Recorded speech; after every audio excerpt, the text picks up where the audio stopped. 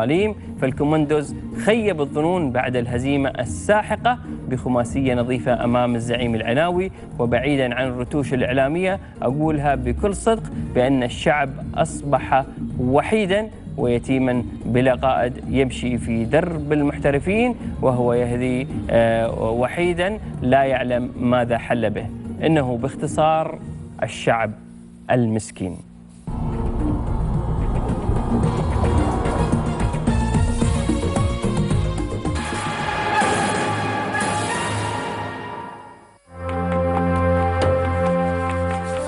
يقال دائما بأن التاريخ يعيد نفسه ولكن مع شخصيات مختلفة، ونحن نقول أيضا بأن التصريحات الجماهيرية تعيد نفسها في وقت الأزمات الخانقة. فالشعب يعاني من قسوة قوانين الاحتراف التي لا تعترف إلا بلغة الأموال، هذه اللغة التي لا يجيدها الكوماندوز ولا يعلم كيف يتقنها حتى الآن. اللعيبه بلا روح ما يبغى يلعبون، خلاص دوروا لهم عقود برا النادي. مجلس الاداره يدرون بالموضوع هذا، يدرون ان اللعيبه محصلين عقود برا ويلعبون. خلاص انت فاقد الامل من بعد مباراه الظفره. انت رئيس اللجنه الفنيه الدكتور سرحان، انت وعدتنا قلت لنا اذا خسرت من الظفره راح تعطي الفرصه حق ابناء النادي، حق الصغار عشان تعدهم حق الموسم الجاي. خلي ما يبي يلعب خليه يطلع، والله عيب اللي يصير، والله العظيم عيب. يعني مدرب شخصيا انا كلمته، قال انا كلمته قلت له كوتش وات هابن، قال لي هذا شيء من ادارتك لا تلومني انا. وانت لو تلاحظ تصاريح المدرب اشكر رفع الرايه البيضاء، قال نحن نازلين ونهيئ. انت كيف عندك فرصه اقل شيء اقل مدرب تستخدم الشيء المعنوي للفريق. امور كثيره والله الناس كلها ما تدري عن نادينا واحنا ساكتين من اول الموسم، لكن آن الاوان ان نتكلم عن النادي، عن الاداره، عن التحكيم، عن المدرب، عن اللعيب الفاشلين. كل ما اضاءت الجماهير الشعباويه شموع المحترفين كل ما هبت رياح الواقع المرير لتطفئ فرحتهم وسعادتهم. ونحن في برنامج الجماهير من اكثر الناس حزنا على فراق الشعباويه، لأننا نعلم قيمة تواجدهم في مدرجات المحترفين. هذا الضب اليوم حق الشرجاوية، وتعرف هذا منو؟ هذا معدنجي، يعني فوق تاج راسي. بجيب الضب هذا على حرية. خلاص سامرة والله حبيناه حب من سنتين، ما بنحب لاعب مثل سامرة، بس خلاص حان وقت رحيل سامرة. الحين سامرة الذنب، سامرة اكيد الذنب، احنا اعتمادنا على سامرة ما قدم وين الشعب يقدم. في الوقت الحاسم مرفوعة هذه الكرة يحاول فيها علي سامرة. اشطب الكلمة اللي قلتها قبل، حان وقت رحيل سامرة.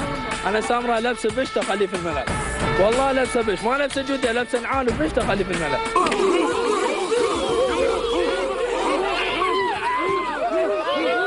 الكوماندوز هذا الذيب مالهم، ما ادري الثعلب شو وزن بعطيه، الضب مالهم طلقه بعطيهم.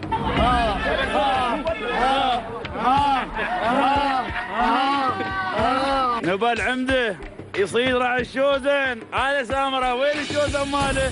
هذا الذيب عايش حي يرزق، وين الشوزه مال العمده؟ الشوزه وين؟ يا العمده هم يا العمده هم. هالمره سامحتك يا الحبيب، بس مرة ثانية حسابك عسير يا العمدة. نزله شوية. درب شوية. نزله. من بعيد لا خلوه من بعيد.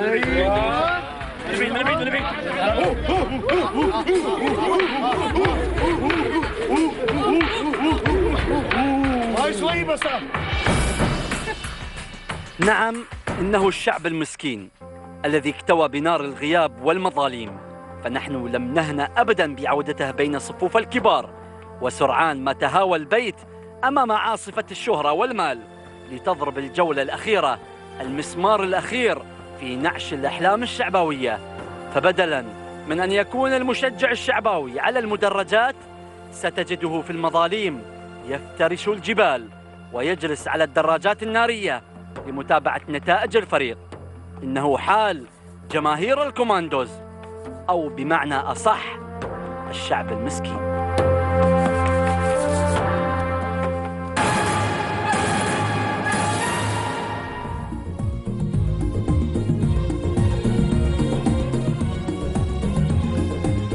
مثل ما قال معدنا الشعب المسكين، هذا السؤال سأحاوله على أحمد عبيد اليوم اللي تواجد معانا.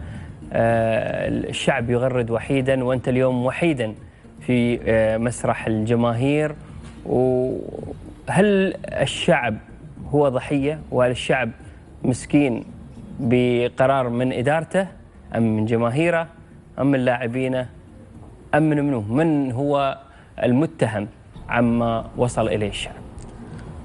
أول شيء مشكور على الاستضافة، ودائما برنامج الجماهير يحترم جمهور نادي الشعب ودائم واقف معاه.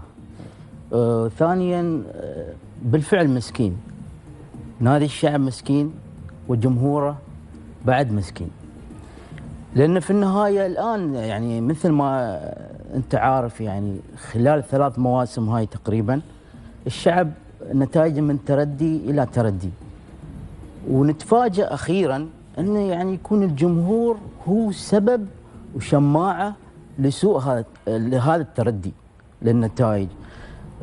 أنا أشوف أن التخبط في اللي حاصل في نادي الشعب تتحمله الإدارات صراحة. من 3 مواسم ما نشوف يعني في أشياء شغل يعني عشوائي من ناحية انتداب اللاعبين الأجانب، لم يكونوا يعني لم يعملوا أي إضافة للفريق، عكس الفرق الثانية اللاعبين الأجانب يشلون الفرق الثانية. هل هو الجو العام ما يساعد أم أن اللعيبة المحترفين؟ احنا شفنا يمكن في المواسم أو مواسم سابقة لعيبة يمكن كانوا في الشعب طلعوا برزوا في أندية ثانية. نعم. طيب ليش اشمعنى في الشعب يكون هذا هو الوضع يعني؟ وهل اليوم فريق يعني ما يقدر أنه يعني كم نقطة؟ 11 نقطة. 11 نقطة. نعم. اليوم أنت تتكلم في دوري الخليج العربي 11 نقطة فقط عندك؟ احنا يوم نزلنا في دوري المحترفين الأولي كنا حوالي 22. في نفس المرحلة احنا الحين 11 ونازلين بنتائج صراحة مخزية يعني مخيبة للآمال بالفعل. يعني جمهور الشعب عانى الكثير، يعني تخيل 3 مواسم نحن في دوري الهواة وتعبانين، يعني الجمهور يحضر، كان حتى في دوري الهواة يحضر. ليش ما كان يعني كان دوره سلبي قبل؟ الحين يكون دوره سلبي كيف؟ في أندية ثانية ما بقصد يعني ما بطري أندية، يعني في أندية نزلت درجة الهواء مشجع واحد ما تحصله، لكن الشعب جمهوره موجود.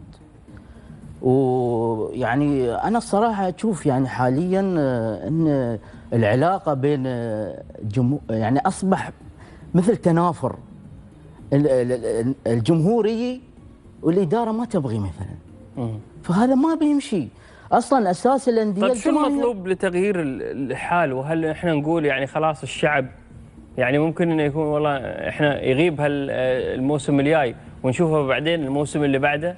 يعني ابو علي انت حطيت فقره قبل شوي، يعني احنا افتقدنا هالجمهور هذا، راعي الضب مثلا او راعي الذيب، في جماهير ثانيه مبدعه في نادي الشعب عملت حتى المواسم هاي اللي طافت، عملوا اشياء على فكره يعني انديه ثانيه ما عرفت ما عملت الجماهير الاخرى. منها مثلا عندك اقاموا مهرجان يوم الوفاء، كرموا 57 شخصيه، هذا الجمهور يعني، وراح مثلا زيارات للاعبين المصابين لبعض الدور. طيب ما عليه يعني بس انا بقول لك شيء اليوم، انت ما عليه بتعمل الآن جهود خارجية، هذا شيء ثاني. نعم. لكن وضعية الفريق الآن وضعية يعني محتاجة إلى تغيير ومحتاجة تكاتف الجهود، مش اختلافات في وجهات النظر وكل واحد يعني يختلف مع الثاني، الإدارة مختلفة مع الجمهور والجمهور ما يحب الإدارة، وهذا هو. لا تشوف الجمهور هو يعني دائما مساند للفريق، بالعكس يعني دائما تحصلهم مساندين حتى في التمارين. تمارين الأندية الثانية ما تحصل يعني الجمهور، بالعكس الشعب جمهوره موجود في التمرين، الحين يمنع من دخول التمرين. يعني أنا استغرب أنه يعني إذا أنت لاعب محترف أو إدارة محترفة لازم تتحمل الضغوط من كل النواحي، من الاعلام، من الجماهير، ولا انت مو محترف صراحه. هذا وين الاحترافيه في التعامل مع الجمهور؟ كيف بيكون وضع هذا في المظالم؟ صعب. يعني الحين الشعب محتاج عمل اكبر عن هاللي طاف. العمل صراحه انا اقول لك كان العمل سلبي، يعني من ناحيه انا قريب من الجمهور وقريب من الاداره نفسها، اشوف الوضع العام ما يشجع، وتخبطات واضحه، وواحد ما يعترف باخطاء ما يستوي. انا كجمهور يمكن انا اخطيت، لكن وين يعني وين الاعتراف بالاخطاء مثلا الفنيه، اخطاء جلب الاجانب؟ يعني منظومه لازم تتكامل في حاله الخطا وفي حاله الصواب. نعم. منو الفريق اللي بيلحق بالشعب؟ والله الوضع الحين شويه ما تعرف، يعني دبي ناشئه لكن ما اعتقد انه راح يكمل. يعني دبي هو اللي تقريبا هو الاقرب. يعني انتم لونكم ازرق واحمر. نعم. اليوم برشلونه يلعب شو؟ انا برشلوني ها؟ اي نعم. لنفس اللون الشعبي يعني. اي والله صراحه انا اقول لك هي صدق. ها؟ صدق ايوه. بيفوز اليوم على ريال مدريد ان شاء الله. اليوم لازم تكون رده فعل برشلونه يعني. وانا بعد اقول ان شاء الله انا برشلوني بعد. يا سلام والله. احنا شاكرين لك طبعا ونتمنى التوفيق، نتمنى ان احنا نشوف المؤازره القويه ايضا لجماهير نادي الشعب، ان ما تهد الشعب في محنته وتوقف معه مهما صار. وهذا اللعيبه محتاجين التشجيع، الكلمه الطيبه أكيد. يعني محتاجينها، واحنا هذا الشيء اللي احنا نتمنى نشوفه. جمهور الشعب صدقني طيب، يعني ما بتحصل. ما قلنا عنه شرير. لا انا اقول لك انا الافكار اللي بعض يعني المسؤولين ماخذينها فكره عن جمهور الشعب ما في اطيب عنه.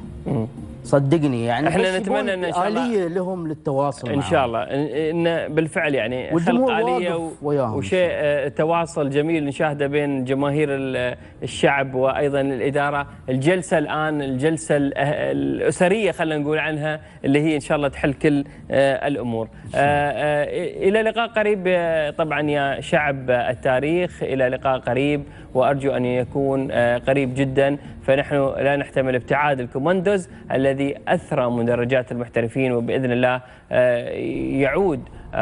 يعود قويا كما كان سابقا. مشاهدينا هذا حالة المستديرة اللي تختلف أو تختلط بالشهد والدموع، فالدموع هنا جسده نادي الشعب، ولكن الشهد هو ذلك اللقاء الذي أجراه مراسلنا سلطان